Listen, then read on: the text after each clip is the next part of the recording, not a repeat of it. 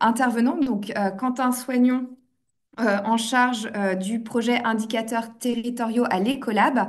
On vous a parlé, Aude a terminé sa présentation sur l'importance d'avoir des indicateurs pour suivre votre démarche. C'est aussi important quand on est dans une collectivité territoriale de gérer ces indicateurs et ne pas non plus avoir un foisonnement d'indicateurs qu'on n'arrive plus à suivre. Donc on voulait porter à votre attention cette démarche au niveau national pour que vous puissiez, quand vous pensez à développer de nouveaux indicateurs, que ce soit pour l'adaptation au changement climatique ou pour d'autres éléments de votre suivi de votre politique de transition écologique, de penser à cette démarche qui est utile de connaître. Quentin, je te laisse la parole.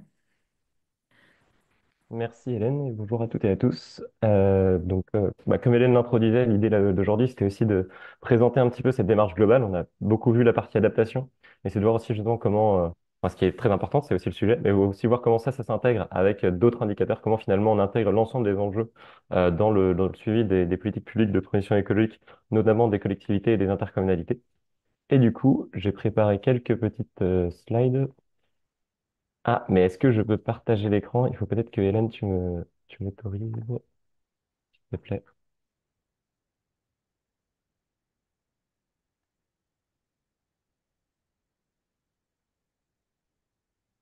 Ah, je crois que c'est bon. Merci. Et je pense qu'on sera bon. C'est parfait, on voit ton C'est écran, bon? Quentin. Parfait. Donc la question un peu, enfin, il y a plein de questions qu'on se pose, mais une des questions qu'on peut se poser, c'est en tout cas comment accéder à des indicateurs clés des politiques publiques de transition écologique, notamment au niveau des intercommunalités. Donc, comme le disait Hélène, à la fois pour éviter de se poser la question finalement quels sont les indicateurs, puis aussi pour éviter de se poser la question de comment y accéder et comment les structurer. Et donc, c'est un peu de ça dont on est parti dans le cadre du projet. Je vais vous présenter justement un peu la genèse et où on en est aujourd'hui, sachant que on est vraiment sur l'idée finalement de la question globale, c'est comment faire que le ministère de la transition écologique au sens large puisse justement avoir cette offre de services cohérente sur le suivi d'indicateurs. Donc c'est très lié aussi avec par exemple le Facilitact que présentait Aude avant, etc.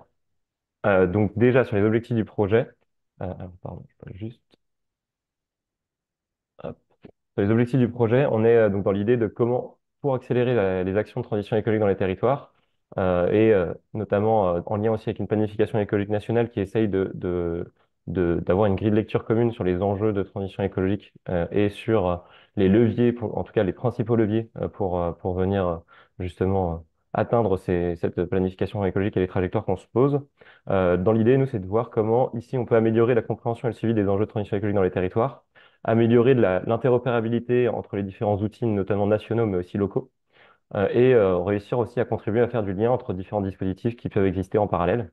Je reviendrai dessus après. Et si on se pose finalement un peu un peu dans l'idée aussi de ce qui était présenté tout à l'heure, de se dire de la compréhension jusqu'à l'action et au suivi, c'est de voir comment justement des indicateurs peuvent arriver un peu à tous ces différents stades. Déjà comprendre, peut-être comprendre de permettre d'avoir des déclics, de comprendre quel est l'état.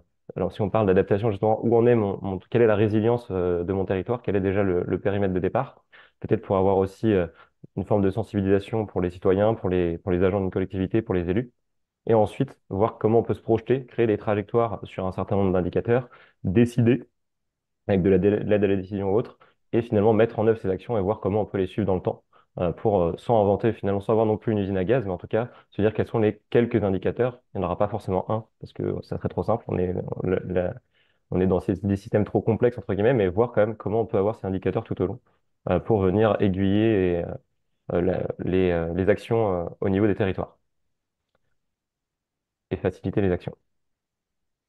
Alors, en contexte aussi rapide que je vais pas, à mon avis, que je rappellerai à personne, mais juste du coup, ça s'intègre avec un peu trois dimensions. Le fait de se dire déjà, on a le fait que la transition écologique doit monter en puissance, à la fois parce qu'on voit que les effets sont déjà là, mais aussi parce qu'on sait finalement la responsabilité des activités humaines dans les problèmes environnementaux qu'on a aujourd'hui.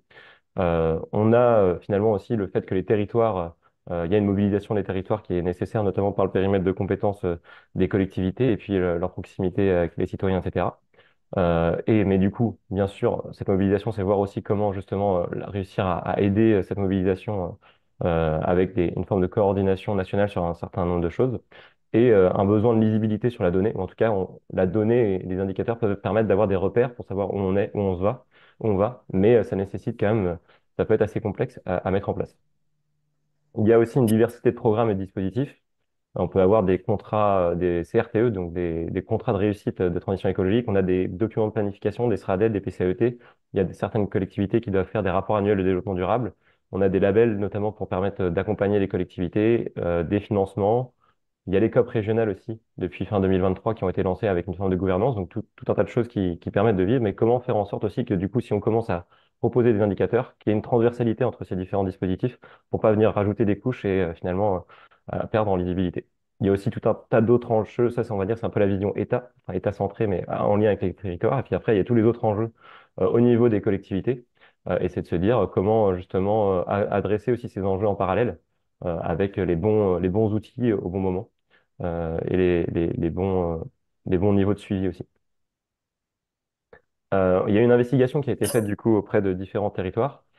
Et dans l'idée, dans le bilan, l'idée de l'investigation, c'était à la fois de comprendre quels étaient les existants, d'où on part sur quelques intercommunalités, quels sont un peu les freins et les besoins pour aller un peu plus loin. Globalement, les limites qui ont été identifiées, c'est qu'on peut avoir une accessibilité qui est assez limitée, des calculs en doublon qui sont nécessaires s'il faut aller récupérer de la donnée à droite à gauche, un manque d'adéquation aussi entre les données disponibles et les besoins locaux. Bon, diversité de programmes, on l'a déjà dit, il peut y avoir aussi de nombreux outils numériques et pas toujours forcément cohérents entre eux, donc comment on les rend au maximum cohérents. Et aussi des moyens en ingénierie qui sont très variables. Forcément, si on n'a pas de ressources internes, comment faciliter, mettre un cadre aussi facilitant des ressources internes, notamment avec des directions de systèmes d'information, des profils un peu data, experts aussi dans les politiques publiques. Ça peut être vite difficile. Vu que je vois que le temps passe, je vais aller assez vite sur la suite, mais on a aussi du coup, là on parlait enfin je parlais pas mal d'indicateurs. Heureusement, on avait donné des exemples concrets avant, enfin Aude présentait des exemples concrets avant, donc j'espère que ça reste assez pas trop conceptuel. Mais dans l'idée, en tout cas, si on se passe au niveau de l'intercommunalité, ça peut être quels sont les indicateurs de pilotage de la collectivité, à la fois sur les actions et les trajectoires d'exemplarité entre guillemets, donc sur son périmètre, les rénovations des bâtiments publics, le déplacement des agents, etc.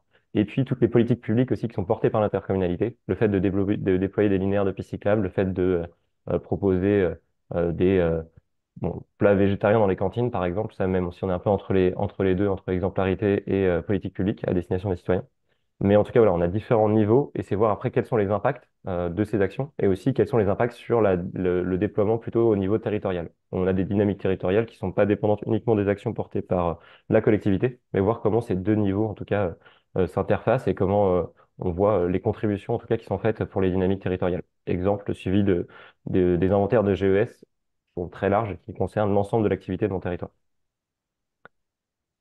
Et du coup, sur l'offre de services, en tout cas qu'on propose pour justement la destination des territoires, on est sur donc aujourd'hui l'idée, l'écolab, en tout cas le CGDD ne crée pas un nouvel outil. Enfin, on verra il y a un outil pour la visualisation des indicateurs, mais on est plutôt sur la structuration en interne et qu'on propose aussi à l'externe, mais d'une bibliothèque d'indicateurs métiers, un hub, donc qui est plutôt un environnement technique qui permet de structurer ces indicateurs et pour qu'ensuite ils soient mis à disposition dans les différents outils facilement. Territoire en transition de l'ADEME par exemple, Facilitact aussi un autre exemple et un catalogage donc, qui est à venir, mais courant là, début d'année 2025, le fait de mettre à disposition au même endroit l'ensemble des indicateurs sur un site qui s'appelle écologie.datagouv, qui est déjà lancé depuis quelques semaines avec une version en ligne et qui a d'autres usages, qui est finalement de dire comment réussir à avoir des cas d'usage, comment mieux finalement référencer les jeux de données utiles pour les politiques publiques de transition écologique et comment les utiliser pour différents cas d'usage. Et ce qu'on va rajouter dans cet outil, du coup, ça sera vraiment le référencement d'indicateurs pour que ça soit pour les proposer auprès des collectivités en fonction des usages. À terme, ça pourrait être aussi là, finalement, qu'on pourrait voir les indicateurs PCAET à la fois sur la partie atténuation, à la fois sur la partie adaptation, ceux en tout cas qui sont proposés. Et lorsqu'il y a de la donnée, carrément proposer la donnée aussi de manière brute dans écologie.datago. Ça, c'est sur la partie. Et si, du coup, pour résumer un petit peu tout ça, c'est finalement l'enjeu, c'est de voir, on a tout un tas de sources de données qui sont nationales, régionales, locales. Comment faire en sorte finalement de centraliser ces données à un endroit qui sont bien en lien avec des usages. D'ailleurs, des usages qui vont être très divers en fonction des utilisateurs. On peut avoir un tableau de bord de la planification écologique au niveau national. On peut avoir des choses qui sont plutôt au niveau régional.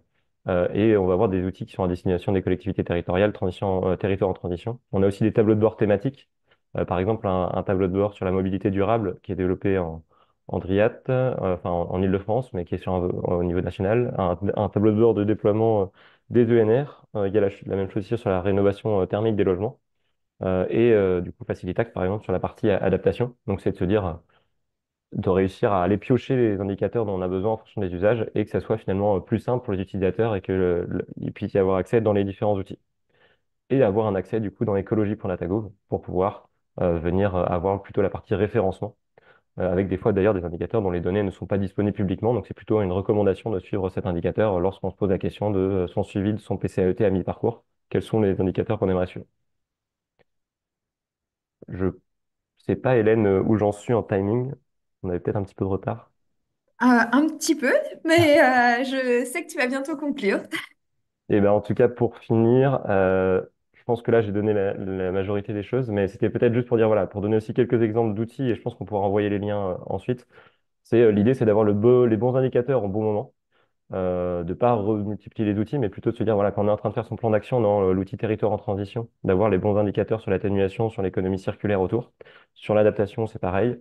Avoir des outils, aussi, un autre outil qui est développé, donc celui du baromètre des leviers nationaux, pour pouvoir voir quelle est quelles sont les trajectoires françaises au niveau d'indicateurs nationaux, là, vraiment.